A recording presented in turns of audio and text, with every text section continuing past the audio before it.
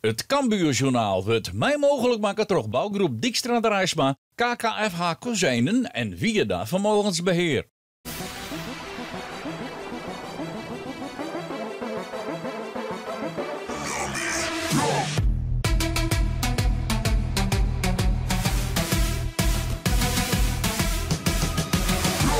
Welkom bij een nieuw Cambuurjournaal. Het allerlaatste Cambuurjournaal alweer van 2024. Cambuur speelt het slotduel van dit jaartje Jong AZ.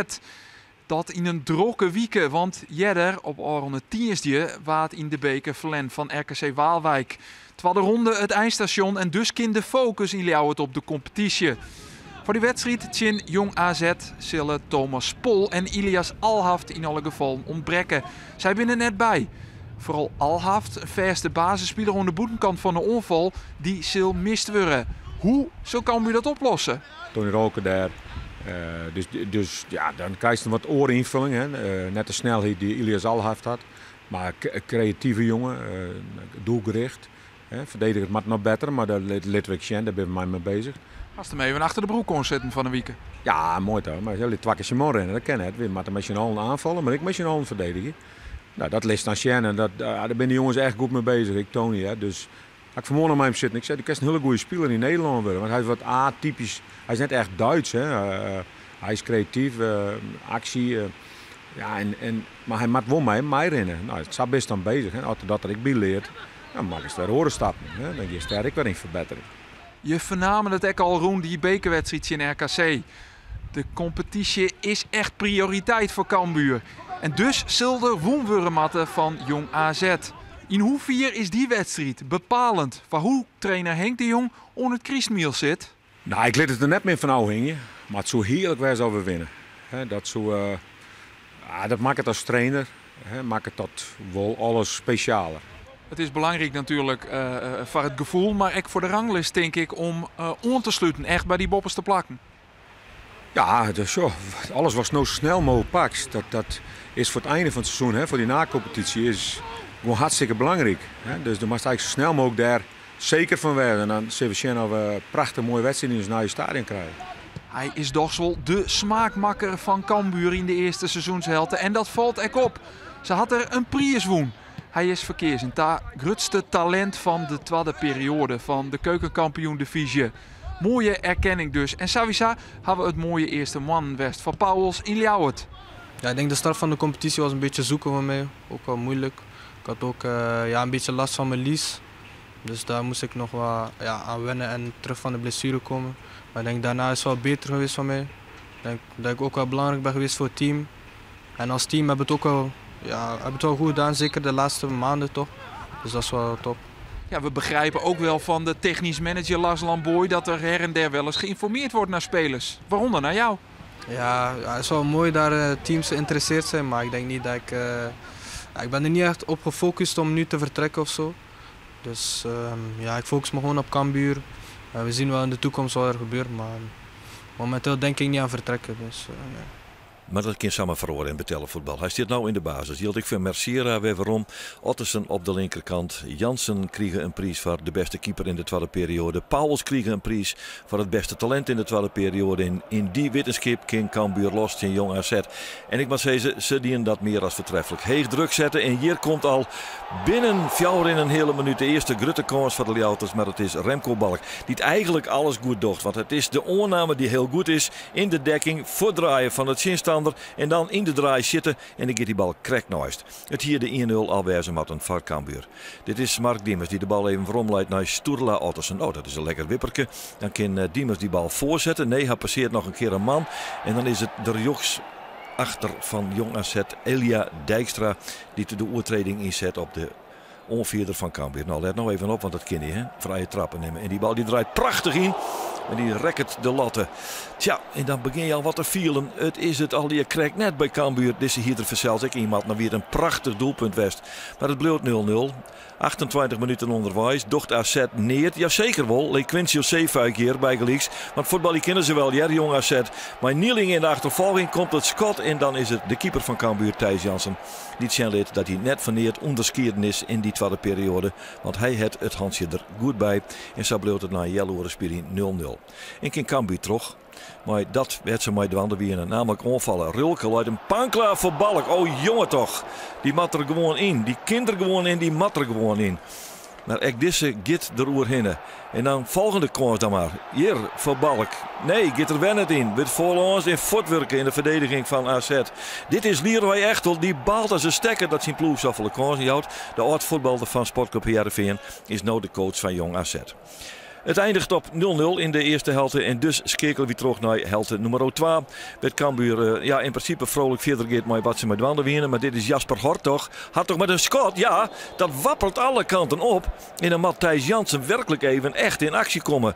Prima schot van die onvaller van AZ die er keurig oerdrukt wordt, terug Thijs Jansen. Bleef dus 0-0. En dat wie helemaal in het begin van de tweede helft. Dan is het waskoringsskop wel jongens, zo'n je ze kennen. Maar het is Cambuur dat hier via Soeren in balbezit komt. Diemers die te mooi nemen kind. Diemers maait Scott. Krijgt oer. Ja, Diemers wil je weer zeer belangrijk voor Cambuur. Het is mijn afstand de allerbeste spelers die er omrent bij. Nou ja, Cambuur misschien wel in de hele eerste divisie. Ik zou het samen net waar te zeggen, maar hij komt dicht in de buurt.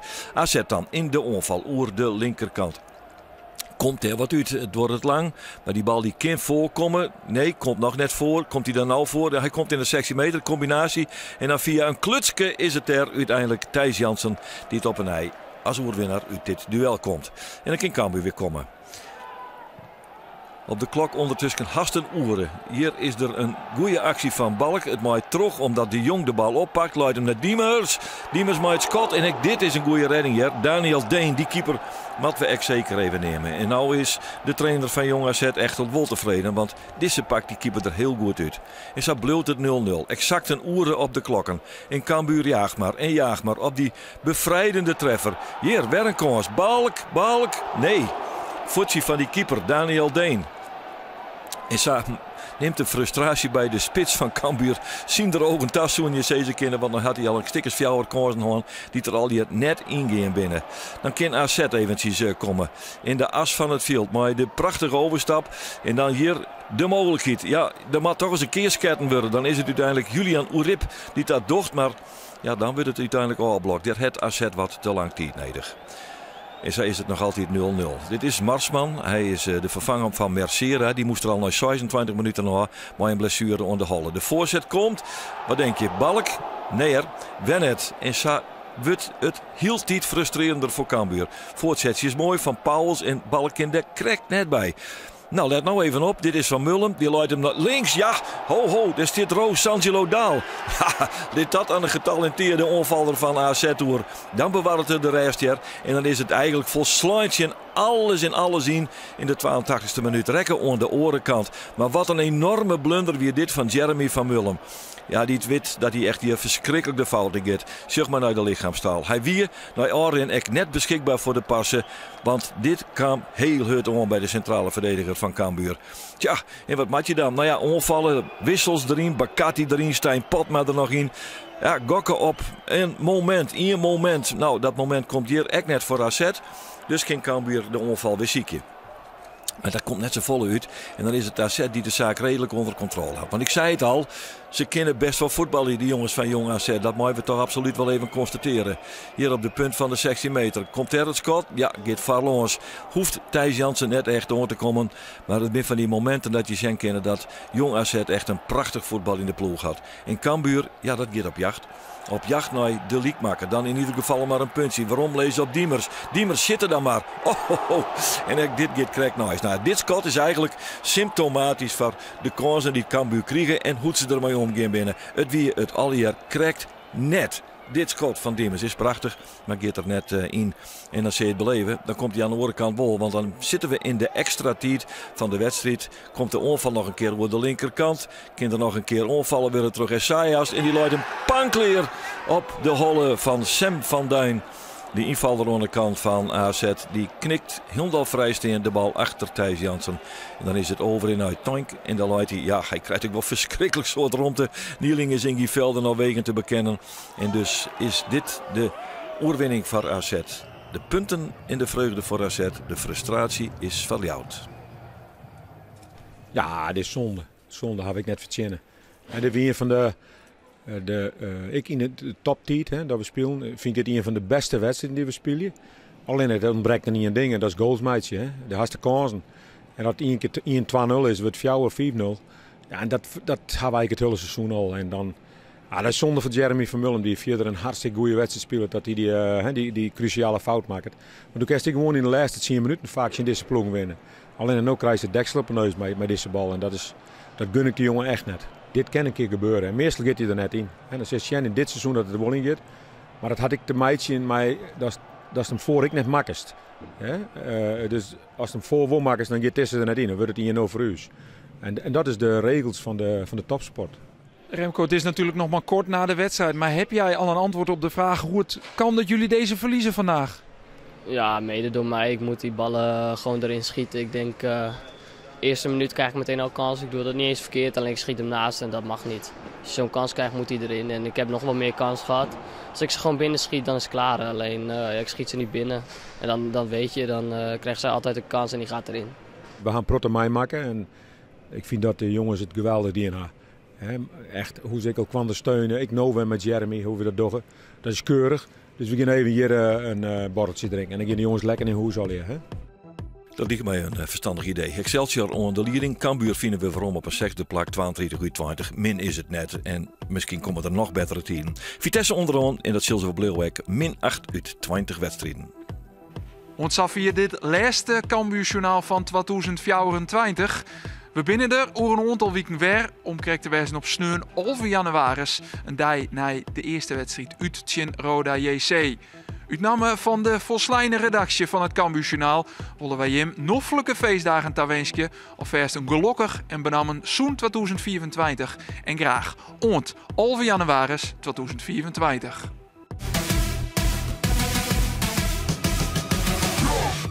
Het Cambuurjournaal waar mij mogelijk maken door bouwgroep Dijkstra de Rijsma, KKFH Kozijnen en Wieda Vermogensbeheer.